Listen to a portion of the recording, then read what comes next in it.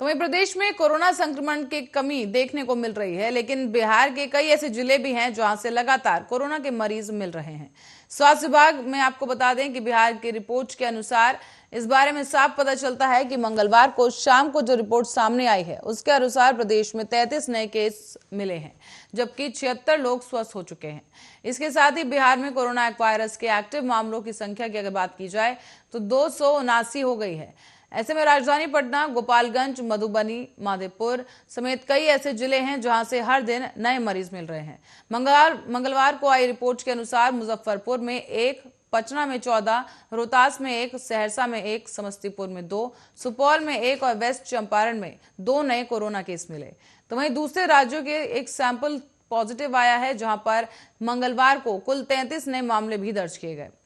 स्वास्थ्य विभाग बिहार की रिपोर्ट के अनुसार बिहार में 24 घंटे में 1,33,000 लोगों की जांच की गई है, जिसमें से सिर्फ 33 केस ही पॉजिटिव पाए गए और अब तक राज्य में करीब 8,17,589 मरीज कोरोना वायरस से संक्रमित होने के बाद ठीक हो चुके हैं।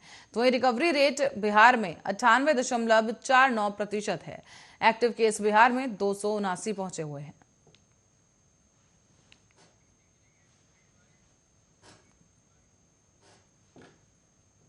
तो इस स्कूल का नाम जहन में आते ही इसका संबंध सीधे बच्चों की पढ़ाई से होता है, लेकिन बिहार के जमुई में एक ऐसा अनोखा स्कूल है जहां पढ़ाई के साथ साथ बच्चों को खेती करने की भी ट्रेनिंग दी जाती है। आपको बता दें कि साखीकुड़ा मध्य विद्यालय में बच्चे 14 प्रकार की सब्जियां उगा रहे हैं। वो ऑर्गेनिक फार्मिंग करते हैं और सब्जियों का इस्तेमाल स्कूल के मिड डे मील में किया जाता है। बच्चों को यहाँ ये ट्रेनिंग प्रिंसिपल शिव कुमार चौधरी दे रहे हैं। दरअसल स्कूल परिसर में ही कुछ जमीन खाली पड़ी थी, जहां स्कूल के प्रिंसिपल को ये आइडिया आया कि क्यों ना यहाँ ऑर्गेनिक तरीके से सब्जियों की खेती की जाए। ये बच्चों से ही करवाई जा रही है। इससे पढ़ाई के साथ साथ बच्चों को स्वास्थ्य में भी बेहतरी होगी। उन्होंने 6ठी क्लास से लेकर 8वीं क्लास के बच्चों तक को पढ़ाने का प्लान किया और इस प्लान की उनसे चर्चा भी की। फिर सभी ने तय किया कि स्कूल में लंच ब्रेक और छुट्टी के बाद ऑर्गेनिक फार्मिंग में कुछ समय दिया जाएगा। ऐसे में 6ठी क्लास को लेकर और 8वीं से लेकर के बच्चों को पहले खेती के बारे में सब कुछ बताया गया। इसमें टीचर के साथ साथ स्कूल के अन्य कर्मचारी भी मौजूद रहे और स्कूल परिसर में ट्रेनिंग के बाद प्रिंसिपल शिव कुमार चौधरी खुद बच्चों को खेती के टिप्स देने लगे। साथ ही में कृषि से संबंधित औजार लेकर भी बच्चों को खेत में उतार दिया गया। बच्चों के साथ मिलकर पहले कुछ सब्जियां लगाई गई। बेहतर परिणाम को देखते हुए मशरूम भी लगाए जाने लगे हैं और स्कूल में मशरूम की खेती देख बच्चों के भी हौसले बढ़ गए। फिर अलग अलग कार्यों में बच्चों को प्रोत्साहन दिया गया और 14 प्रकार की सब्जियां बच्चे उगाने लगे। आपको बता दें, इसमें मशरूम के अलावा साग, मूली, टमाटर, धनिया पत्ता, गोभी, प्याज, लहसुन, बैंगन, लौकी और भिंडी जैसी तमाम सब्जियां भी शामिल हैं।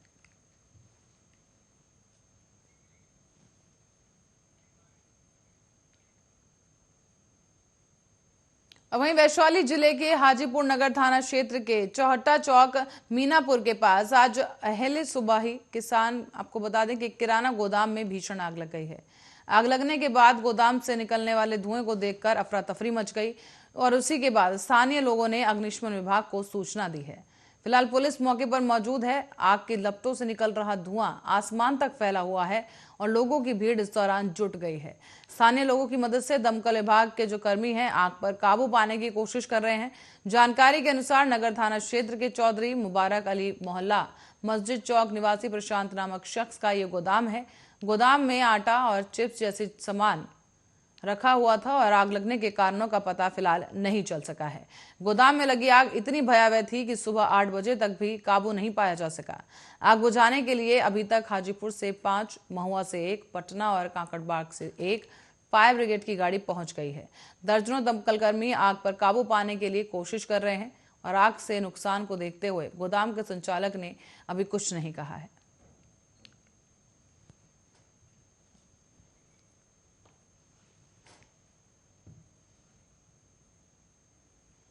और बिहार के भोजपुर जिले में मंगलवार को एक बड़ा हादसा हो गया।